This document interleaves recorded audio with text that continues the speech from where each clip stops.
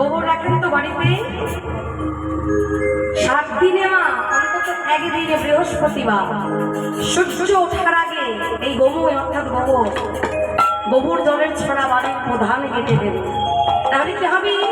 গোবরে কার বাস? মা লক্ষ্মী দেবীর বাস। তাই যে বাড়িতে প্রত্যেক বৃহস্পতিবার গোবর জলের ছড়া পড়ে সেই বাড়িতে মা লক্ষ্মী আনাবো না। তারপরে বলছি গঙ্গা জলম, গঙ্গা জল হচ্ছে পবিত্র।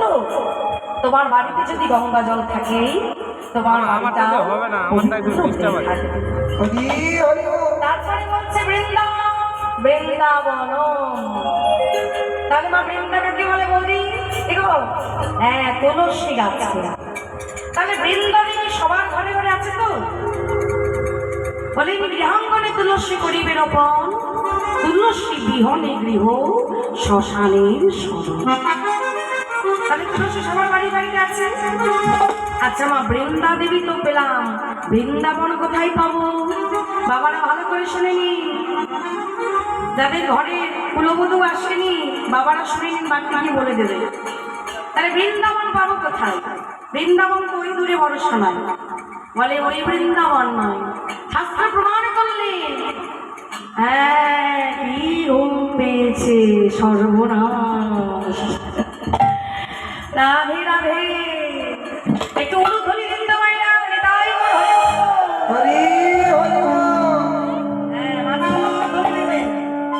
এই অনুধ্বনির সঙ্গে যমুনাকে চার কন্যা দূর থেকে পালিয়ে যাবে। তাহলে বৃন্দাবন কোথায় পাবো? শাস্ত্রে বলছে একই অধিক তুলসী বন, যেমন আইন আছে আইনের ফাঁকও আছে। বলেন বাড়িতেই বৃন্দাবন হবে কিভাবে? একের অধিক তুলসী বন, তাহারে বলে শাস্ত্রে বৃন্দাবন।